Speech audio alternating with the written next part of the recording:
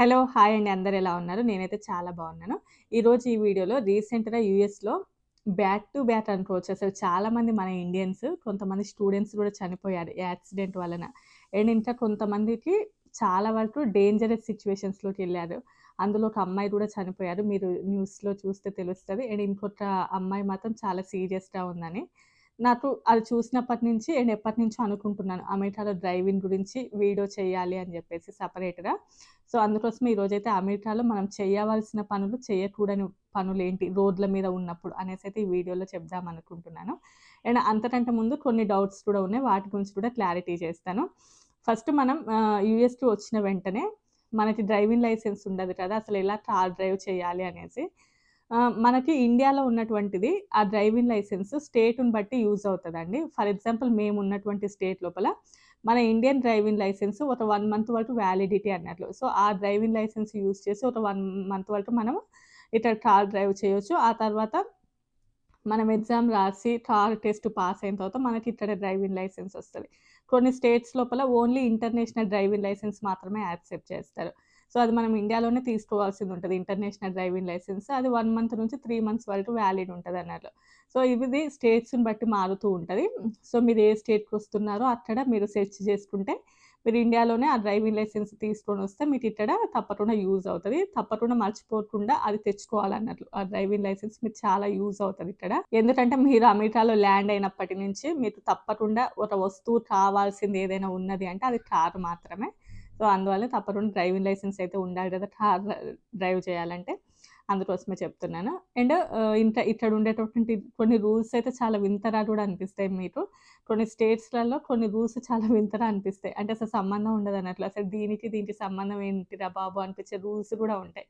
For example చెప్పాలి అంటే Arizona అక్కడ స్టేట్ లోపల నేను రీసెంట్‌గా ఒక బుక్‌లో చదివాను. అంటే డాంకీని బాత్ టబ్‌లో కూర్చోబెట్టి స్నానం చేయించకూడదు అనేది ఒక రూల్ అంట. నాకు చాలా వింతగా అనిపించింది. అసలు డాంకీయే ఉండడం కష్టం. దాన్ని అసలు ఎందుకు బాత్ టబ్‌లో కూర్చోబెట్టి స్నానం చేపిస్తాం. అలాంటి చాలా వింత వింత రూల్స్ కూడా ఉంటాయన్నట్టు ఇక్కడ. అండ్ ఇప్పుడైతే రోడ్డు మీద చేయవలసినవి చేయకూడనివి చెప్తాను. అలా ఫస్ట్ థింగ్ కార్ డ్రైవ్ చేయాలంటే తప్పకుండా డ్రైవింగ్ లైసెన్స్ అనేది మనకు తప్పకుండా కావాలి. డ్రైవింగ్ లైసెన్స్ కావాలంటే మనం ఫస్ట్ ఒక ఎగ్జామ్ రాయాల్సిందుంటది.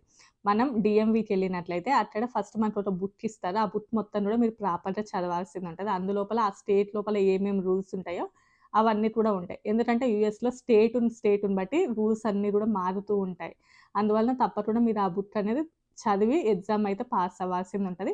ఆ తర్వాత మీకు టెస్ట్ అనేది ఉంటది. ఆ తర్వాత మీతోటి ఆఫీసర్ వస్తారు. మీ పక్కన కూర్చొని డ్రైవ్ టెస్ట్ మీరు ఓకే అవుతారా? కాదా? అనేసి అక్కడ తెలిసిపోతది. అండ్ సెకండ్ థింగ్ ఏంటంటే మనకి ఇండియాలో డ్రైవింగ్ ప్లేట్ ఉంటది కదా! Number plate. మనకి ఒకసారి మనం బైక్ కొన్న తర్వాత మనకొక నంబర్ ప్లేట్ వచ్చిందనుకోండి. మనము ఈవెన్ ఆ బైక్ అమ్మేసినా కూడా ఎప్పుడైనా కూడా అదే నంబర్ ప్లేట్ ఉంటది ఇంకా మన బైక్‌కి. మనం ఏం పెద్దగా చేంజ్ చేయం. బట్ యూఎస్‌లో ఎవ్రీ 1 ఇయర్‌కి ఒకసారి రెన్యువల్ చేపిచ్చాలి ఆ కార్ ప్లేట్‌ని.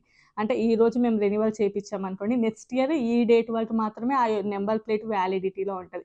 ఆ తర్వాత ఆ నంబర్ ప్లేట్ మళ్ళీ మనం రెన్యువల్ చేపిచ్చుకోవాలి. దానికి మరి ఎవ్రీ స్టేట్‌కి ఏమైనా డిఫరెంట్ ఉంటదా ప్రైస్ అనేది తెలీదు గానీ, మేముండే స్టేట్‌లలో మాత్రం $150 ఉంటది. అంటే ప్రతి సంవత్సరం గూడా ఒక రూ. 13,000 ఎక్స్‌ట్రా‌గా మనకి ఇండియాతో పోలిస్తే ఇక్కడ ఎక్కువ ఖర్చవుతదన్నట్టు. ఎందుకంటే ఆ నంబర్ ప్లేట్ మనం ఇండియాలో అయితే నంబర్ ప్లేట్ రెన్యువల్ చేయించడం అనేది ఉండదు. బట్ ఇక్కడ మాత్రం అదొకటి ఉంటది. అండ్ మీరు కార్ తీసుకున్న వెంటనే వాళ్ళు నంబర్ ప్లేట్ ఇస్తారు గదా! కొంతమందేమో అదే నంబర్ ప్లేట్ యూజ్ చేస్తారు. ఇంకొంతమందేమో కొంచెం ఫ్యాన్సీ నంబర్ కావాలి, మాకు ఆ నంబర్, ఈ నంబర్ కావాలి అని చెప్పారు అని అనుకోండి. అప్పుడు మాత్రము వాళ్ళకి కొద్ది రోజు అంటే ఫస్ట్ టెంపరరీగా ఒక ప్లేట్ ఇచ్చినా గూడా, ఆ ప్లేట్‌ని గూడా మీరు దానికి అటాచ్ చేయాలి. ఓన్లీ కారుకి బ్యాక్ సైడ్ పెట్టి షోకేస్‌లాగా పెడతామా అంటే కుదరదు. ఒకవేళ అలా చేస్తేనే ఫైన్ పడింది. $500 దాంట్లో ఫైనేశారు ఒకటి. ఎందుకంటే సస్పీషియస్‌గా ఉన్నది ఎందుకు అలా పెట్టారు అని చెప్పేసి. సో, అలాంటి రూల్స్ తప్పకుండా పాటించాలి. మీ నంబర్ ప్లేట్ వచ్చే వరకు ప్రతీది కూడా మ్యాండేటరీగా ఉండాలి. అండ్ నెక్స్ట్ థింగ్ ఏంటంటే రోడ్ల మీద అంటే ఈరోజు ఉన్నటువంటి రూల్ రేపటికి చేంజ్ అయితది. ఫర్ ఎగ్జాంపుల్ చెప్పాలంటే మేముండే చోట సండే రోజు చాలా బిజీగా ఉంటాయి. కొన్ని చర్చెస్ ఎక్కువగా ఉంటాయి. నార్మల్‌గా క్రిస్టియానిటీ కంట్రీ కాబట్టి ఎక్కువ మంది చర్చ్‌కి వెళ్తూ ఉంటారు. ఈరోజు ఆ రోడ్ లోపల వెళ్ళినప్పుడు ఒక రూల్ ఉందనుకోండి. సండే రోజు ఆ రూల్ చేంజ్‌గా ఉంటది. అండ్ డైరెక్షన్స్ గూడా మనకి వేరే చూపిస్తూ ఉంటారు. అంటే సైన్ సింబల్స్ కూడా కొంచెం డిఫరెంట్‌గా పెడుతూ ఉంటారు. సో, అవన్నీ కూడా మనం అబ్జర్వ్ చేస్తూ ఉండాలి. ఎందుకంటే సండే రోజు కొంచెం బిజీగా ఉంటది కాబట్టి. అండ్ సండే రోజు బ్లాక్ కార్ నడపొద్దని కూడా ఒక రూల్ ఉంటదంట. అందువల్లనే మనం ఆ బుక్‌ని తప్పకుండా చదవాలి. ఏ స్టేట్ లోపల ఏ రూల్ ఉంది అని చెప్పేసి. మన ఇండియాలో ఒక ఇంట్లో సైకిల్, బైక్ ఎలానో యూఎస్‌లో కార్ అనేది మ్యాండేటరీ ప్రతి ఒక్కరికి కూడా. ఒక స్టేట్ నుంచి ఇంకో స్టేట్‌కి వెళ్తున్నా, లేకపోతే ఇంకెంత దూరం ట్రావెల్ చేయాలి అనుకున్నా గూడా తప్పకుండా కార్‌నే యూజ్ చేస్తారు. ఎందుకు అంటే రిమైనింగ్ మనకి అన్ని చోట్ల పబ్లిక్ ట్రాన్స్‌పోర్టేషన్ ఉండదు. For example New York down town అలాంటి ఏరియాలలో మాత్రం ఎక్కువ చూస్తూ ఉంటాం మనం. అక్కడ లోకల్ ట్రైన్స్ తిరుగుతూ ఉంటాయి. యూబర్స్ అలాంటివి చాలా చూస్తూనే ఉంటాం గానీ, చాలా చోట్ల పబ్లిక్ ట్రాన్స్‌పోర్టేషన్ ఉండదు. నేనైతే ఇప్పటివరకు మేము వచ్చినప్పటి నుంచి ఇక్కడ ఒక్క పబ్లిక్ ట్రాన్స్‌పోర్టేషన్ కూడా చూడలేదు. అలా చాలా చోట్లలో ఉండవన్నట్లు. ఎక్కడో కొన్ని మెయిన్ సిటీస్‌లలోనే పబ్లిక్ ట్రాన్స్‌పోర్టేషన్ ఉంటది. సో, అందువలన ఏంటి అంటే యూజ్ చేయాలి. అంటే ఒక స్టేట్ నుంచి ఇంకో స్టేట్‌కి వెళ్ళాలి అని అనుకుంటే ఇక్కడ ఎక్కువ మంది ఓన్లీ ఫ్లైట్‌లే యూజ్ చేస్తారు. బట్ ఫ్లైట్ యొక్క ప్రైజెస్ చాలా ఎక్స్‌పెన్సివ్‌గా ఉంటాయి. ఎందుకు ఇదంతా అని చెప్పేసి ఎవరైనా కూడా ఇంకా ఆ ఫ్లైట్ చార్జెస్ ఇవన్నీ పెట్టాలి అని చాలా తక్కువ మంది అనుకుంటారు కాబట్టి అందరూ కూడా కార్సే యూజ్ చేస్తూ ఉంటారు. ఫర్ ఎగ్జాంపుల్ ఇక్కడి నుంచి ఒక 5-6 స్టేట్స్ మారాలి అని అనుకున్నా కూడా కార్‌లల్లోనే ఎళ్ళిపోతూ ఉంటారు. ఈ మధ్యలో రీసెంట్‌గా ఒక ఇద్దరు షిఫ్ట్ అయ్యారు వేరే చోటికి. వాళ్ళు ఇక్కడి నుంచి వాళ్ళు ఉన్నటువంటి ఏరియా ఆల్‌మోస్ట్ 6 స్టేట్స్ దాటి అక్కడి వరకు కూడా వాళ్ళు వాళ్ళ ఓన్ కార్‌లోనే ఎళ్ళిపోయారన్నట్లు.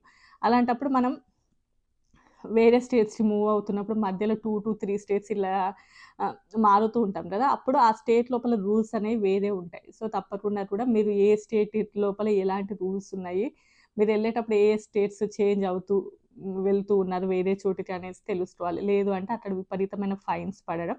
ఫైన్‌లే కాకుండా యాక్సిడెంట్స్ కూడా అయ్యేటటువంటి ఛాన్సెస్ ఉంటాయి. ఎందుకంటే నీకు తెలిసి నువ్వున్న స్టేట్‌లలో నీ డ్రైవింగ్ వేరుంటది. వేరే స్టేట్ లోపల ఆ డ్రైవింగ్ వేరుంటది. సో, నీకు నచ్చినట్లుగా డ్రైవ్ చేస్తామంటే, నీ వలన వేరే వాళ్ళు గూడా సఫర్ అవుతారు. సో, అదొకటి తెలుసుకోవాలి. అండ్ నెక్స్ట్ థింగ్ ఏంటి అంటే drunk and drive. So, drunk and drive అనేది ఏ కంట్రీలో అయినా గూడా చేయకూడదు. అండ్ యూఎస్ లోపల అస్సలే చేయకూడదు. అది చేస్తే మన యొక్క వీసాలు క్యాన్సిల్ అవ్వడమే కాదు, దాని వలన ఎదుటి వాళ్ళు కూడా ప్రమాదంలో పడతారు. అండ్ మీరు కూడా ఎక్కువ ప్రమాదంలో పడే ఛాన్సెస్ ఉంటాయి. అండ్ యూఎస్ లోపల నువ్వు ఇంత స్పీడ్ లిమిట్‌ని తప్పకుండా మెయింటైన్ చేయాలి అని ఉంటది. చాలా వరకు యూఎస్‌లో యాక్సిడెంట్లు అయినాయి అంటే ఇంక బ్రతకడం అనేది కొంచెం తక్కువ అన్నట్లు. ఇంకా విపరీతమైన డ్యామేజ్ అవుతది. ఎంత డ్యామేజ్ అంటే ఇంక మనం లైఫ్‌లో కూడా కోలుకోలేనంత డ్యామేజ్ అవుతది. అసలు బ్రతకడమే కష్టంగా ఉంటదన్నట్టు ఇక్కడ యాక్సిడెంట్స్ అవుతాయి. సో, అందువల్లనే కుదిరితే మీకు డ్రైవింగ్ రాదు ప్రాపర్‌గా అనుకుంటే అవాయిడ్ చేయండి. లేదు అంటే రూల్స్ అన్నీ కూడా మెయింటైన్ చేయండి. అండ్ డ్రంక్ అండ్ డ్రైవ్ అయితే అస్సలే చేయకూడదు. అండ్ నెక్స్ట్ వన్ వచ్చేసి కొన్ని స్టేట్స్ లోపల హైవే మీద వెళ్తున్నప్పుడు యూ టర్న్ ఉంటది కదా! అంటిల్ మనకి ఆ సింబల్ కనిపించే వరకు అంటే మీరు యూ టర్న్ తీసుకోకూడదు ఇక్కడ అని రాసే వరకు కూడా మనం యూ టర్న్ తీసుకోవచ్చన్నట్లు కొన్ని స్టేట్స్ లోపల. కొన్ని స్టేట్స్ లోపల హైవేల మీద ఎలాంటి సైన్ బోర్డ్స్ ఉండకున్నా కూడా మీరు యూ టర్న్ తీసుకోకూడదు.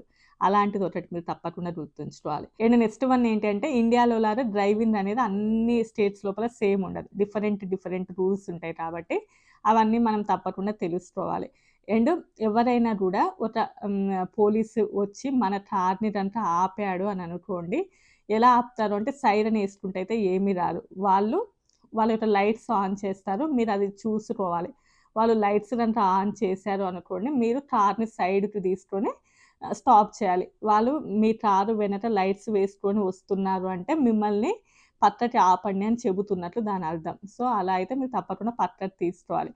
తీసుకున్న వెంటనే కారు దిగేసి బయటకొచ్చి వాళ్ళతో మాట్లాడడం అలాంటివి చేయకూడదు. ఫస్ట్ అంటే వాళ్ళొచ్చిన వెంటనే కూడా మీరు ఆ స్టీరింగ్ మీద చేతులు పెట్టుకొని అలానే ఉండాలి. అలా కాకుండా కిందికి దిగడం రానియండి, మీ చేతులలో జేబులు పెట్టుకోవడం కానియండి, లేకపోతే మన వెనక సీట్‌లో కూర్చున్న వాళ్ళెవరైనా ఉంటే వాళ్ళు గూడా మన ముందు ఇట్లా కార్ సీట్ మీద చేతులు పెట్టి ఉంచాలి. అంతేగాని దిగేసి అలాంటివేవి చేయకూడదు. ఎందుకంటే అమెరికాలో అందరూ గూడా గన్ కల్చర్ ఉంటది. చాలా మంది గన్స్ మెయింటైన్ చేస్తూ ఉంటారు కాబట్టి వాళ్ళకి కూడా భయమన్నట్టు. అందువల్లనే వెంటనే కార్ ఆపిన వెంటనే స్టీరింగ్ మీద చేయి పెట్టుకొని ఉండాలి. కిందికి దిగేసి జేబులలో చేతులు పెట్టుకొని మన ఇష్టం వచ్చినట్లయితే బిహేవ్ చేయకూడదు. నెక్స్ట్ థింగ్ ఇక్కడ పోలీస్ వాళ్ళు మేము మీ వెహికల్‌ని చెక్ చేయాలి, మీ కార్‌ని చెక్ చేయాలి అని అన్నా కూడా ఒక ప్రాపర్ రీజన్ లేకుండా వాళ్ళు అడగరు. ఏదైనా ఒక గట్టి రీజన్ ఉంటేనే అడుగుతారు వాళ్ళు. ఇన్ కేస్ వాళ్ళు చెప్పినటువంటి రీజన్ మీకు ఓకే అని అనిపిస్తేనే మీరు ఓకే అనొచ్చు. లేదు అనంటే లేదు మాకు ఇంట్రెస్ట్ లేదు మీరు మా కాల్ చెక్ చేయడానికి అని చెప్పేయొచ్చు అన్నట్టు. అదొకటి ఉంటది ఇక్కడ. బట్ వాళ్ళు అడగడం గూడా మీ మీద కరెక్ట్ రీజన్ ఉంటేనే అడుగుతారు కాబట్టి అప్పుడు ఓకే. వాళ్ళు చేయొచ్చు. ఆ రైట్స్ వాళ్ళకుంటాయి. అదొకటి. నెక్స్ట్ వన్ వచ్చేసి యూఎస్‌లో ఆల్వేస్ స్టాప్ అనే సింబల్ ఉంటది కదా! అప్పుడు మీరు మధ్యరాత్రి 2:00, 12:00 ఎప్పుడొచ్చినా కూడా ఎదుటంగా ఎలాంటి వెహికల్ లేకపోయినా కూడా ఆల్వేస్ స్టాప్ అనే సింబల్ దగ్గర తప్పకుండా మీరు కొంచెం సేపు ఆపాలి. ఐ మీన్ ఒక 10 సెకండ్స్ అట్‌లీస్ట్. అంతసేపయినా కూడా మీరు ఆపి వెళ్ళాల్సిందుంటది. సో, మీ అందరికీ ఆ రూల్ తెలిసే ఉంటది ఇక్కడున్న వాళ్ళకి. నెక్స్ట్ వన్ హైవే లోపల ఎన్ని సింబల్స్ ఉన్నా కూడా మనకి మినిమమ్ అండ్ మాక్సిమం లిమిట్ ఉంటది. సో, మీరు తప్పకుండా అదైతే మెయింటైన్ చేయాలి. మన ఇండియాలో చూస్తే ఆల్‌మోస్ట్ మాక్సిమమే చూపిస్తారన్నట్లు.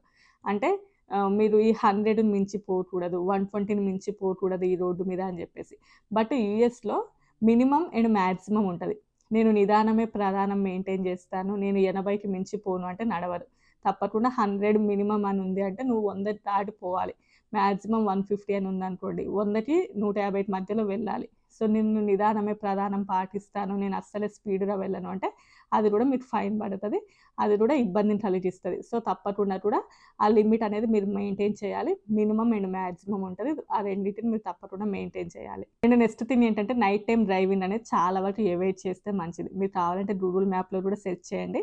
చెప్తది. కొన్ని స్టేట్స్ లోపలైతే నైట్ టైమ్ డ్రైవింగ్ వద్దు మానుకోమనైతే మనకైతే ఇండికేషన్ ఇస్తూ ఉంటది.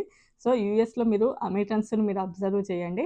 నైట్ టైమ్ డ్రైవింగ్ చేసేవాళ్ళు చాలా తక్కువ మందుంటారు. నైట్ డ్రైవ్ చేసేవాళ్ళు, నైట్ టైమ్ డ్రైవింగ్ చేస్తూ వెళ్ళేవాళ్ళు చాలా తక్కువ మందుంటారు. సో, కుదిరితే నైట్ టైమ్ డ్రైవింగ్ అయితే అవాయిడ్ చేయడం మంచిది. నడిచేటప్పుడు, రోడ్డు క్రాస్ చేసేటప్పుడు తప్పకుండా సింబల్స్ చూపిస్తూ ఉంటాయి. ఎక్కడైతే మీకు వైట్ కలర్ యారో మార్క్ చూపిస్తూ ఉంటదో అక్కడ మాత్రమే మీరు రోడ్డు క్రాస్ చేయాల్సిందుంటది నడిచేవాళ్ళు. ఆల్‌మోస్ట్ ఎవరైతే నడుచుకుంటూ వెళ్తున్నారో వాళ్ళకి ఎక్కువ ప్రియారిటీ ఉంటది యూఎస్‌లో. సైకిల్ మీద వెళ్ళే వాళ్ళకి అండ్ ఇలా నడుచుకుంటూ వెళ్ళే వాళ్ళకి ఎక్కువ ప్రియారిటీ ఇస్తారు. ఎదురుగా వెహికల్ ఆపి మరి మిమ్మల్ని నడవమని చెబుతారు. బట్ మీరు అలా చేయకుండా జస్ట్ ఆ యారో మార్క్ లేదు. అలా లేకుండా మీరు రోడ్డునంతా క్రాస్ చేస్తున్నారు అనుకోండి 100% మీదే మిస్టేక్ అవుతది. ఎందుకంటే నేను చెప్పాను కదా! మినిమమ్ స్పీడ్, మాక్సిమం స్పీడ్ ఉంటది. ఆ తప్పకుండా అమెరికన్స్ ఈవెన్ అమెరికన్స్ అయినా, ఇండియన్స్ అయినా ఎవరైనా కూడా ఆ స్పీడ్ లిమిట్‌ని మెయింటైన్ చేయాలి. ఆ టైంలో మీరసలు రోడ్డు క్రాస్ చేయకూడని చోట క్రాస్ చేస్తూ, వాళ్ళు ఆ స్పీడ్‌లో వస్తున్నప్పుడు ఇంకేముంటారు? ఈవెన్ మన ఇండియన్స్ అని కాదు, అమెరికన్స్ కూడా చాలా మంది చనిపోయారు తెలుసా? నేనొక ఇద్దరిని చూసాను మేమున్న చోట. నడుచుకుంటూ వెళ్తూనే చనిపోయిన వాళ్ళు. తప్పు వాళ్ళదే అన్నారన్నట్లు పోలీసు వాళ్ళు. వాళ్ళే సరిగ్గా నడవలేదు. వచ్చే వెహికల్‌దయితే తప్పేం లేదు అని జెప్పేసి. అలా ఉంటదిక్కడ. నెక్స్ట్ వన్ ఎవరైతే లెర్నింగ్ లైసెన్స్ మీద ఉంటారో వాళ్ళ పక్కనయితే లైసెన్స్ ఉన్నవాళ్ళు తప్పకుండా ఉండాలి. ఓన్లీ లెర్నింగ్ లైసెన్స్ మీదనే మీరు వెళ్తామంటే కుదరదు. పక్కన లైసెన్స్ ఉన్నవాళ్ళు తప్పకుండా ఉండాలి. అండ్ నెక్స్ట్ మనకిక్కడ అన్నీ కూడా హైవే లాగా ఏముండవు. 2 వే రోడ్స్ కూడా చాలా వరకు ఉంటాయి కదా! అక్కడ ఎక్కడ పడితే అక్కడ మీరు ఓవర్‌టేక్ చేయకూడదు. ఇన్‌కేస్ మీరు ఓవర్‌టేక్ చేశారనుకోండి, మిస్టేక్ మీది కాదు ఎదుటి వాళ్ళదే. బట్ ఆ ఓవర్‌టేక్ చేసే టైం లోపల ఏదైనా ఇన్సిడెంట్ గనుక ఎదురైందనుకోండి, అప్పుడు తప్పు మీదే అని అంటారు. ఎందుకంటే ఆ రోడ్డు మీద వాళ్ళదన్నట్లు. వన్ వేలో వస్తున్నప్పుడు అది వాళ్ళది యాక్చువల్‌గా. బట్ మీరు ఓవర్‌టేక్ చేశారు. వాళ్ళు చాలా స్పీడ్‌గా వచ్చాడు. నేను ఓవర్‌టేక్ చేసేటప్పుడు అంటే కుదరదు. అప్పుడు కూడా నీదే మిస్టేక్ అవుతది. చాలా వరకు అమెరికన్స్ 100లో 90% మంది రూల్స్ చాలా బాగా పాటిస్తారు. మీరు అబ్జర్వ్ చేస్తే. ఎవరో ఒకరు సరిగ్గా పాటించరు. అండ్ అమెరికాలో టీనేజ్‌లోనే వాళ్ళు డ్రైవింగ్ లైసెన్స్ తీసుకుంటారు కదా! ఆ టైంలోనే వాళ్ళకి ఓన్ వెహికల్స్ ఉంటాయి. అండ్ వాళ్ళు అప్ టు హై స్కూల్‌లోనే వాళ్ళకి స్వతహాగా మంచి పెద్ద పెద్ద వెహికల్స్ ఉంటాయి కదా! చాలా మందికి. అది కొంచెం మనకి ఇబ్బందిని కలిగిస్తది. ఎందుకంటే నేను కొన్ని ఇన్సిడెంట్స్‌ని చూసాను. చాలా సార్లు వాళ్ళకి వాళ్ళే ఇంజ్యూర్ అయిన వాళ్ళున్నారు. అమెరికన్సే. అంటే వాళ్ళకి చిన్న ఏజ్ లోపలనే డ్రైవింగ్ లైసెన్స్ వస్తది. ఆ ఏజ్‌లోనే వాళ్ళకి ఓన్‌గానే వెహికల్స్ ఉంటాయి కాబట్టి, అలాంటప్పుడు కొంచెం వాళ్ళకి ఇబ్బంది అండ్ ఎదుటి వాళ్ళకి కూడా ఇబ్బందులు ఎదురవుతూ ఉంటాయి. సో, ఈ మధ్యన మన ఇండియన్స్ కూడా చాలామంది ఈ రోడ్ యాక్సిడెంట్ లోపల చనిపోవడాలు, చాలా పెద్ద పెద్ద ఇన్సిడెంట్స్ కూడా అవుతూ ఉన్నాయి. సో, కేర్‌ఫుల్‌గా ఉండండి. అండ్ ఎక్కడైతే మీరు ఏ స్టేట్‌లో ఉంటున్నారో అక్కడ రూల్స్ అన్నీ తప్పకుండా తెలుసుకొని అవి పాటించాలి. ఇంకా చెప్పాలి అనుకుంటే ఇంకొక 1 అవర్ పడతది. బట్ ఆల్మోస్ట్ మెయిన్ పాయింట్స్ అయితే కవర్ చేశాను. నా వీడియోస్ నచ్చితే తప్పకుండా లైక్ చేసి, షేర్ చేసి, సబ్స్క్రైబ్ చేసుకోండి. By by.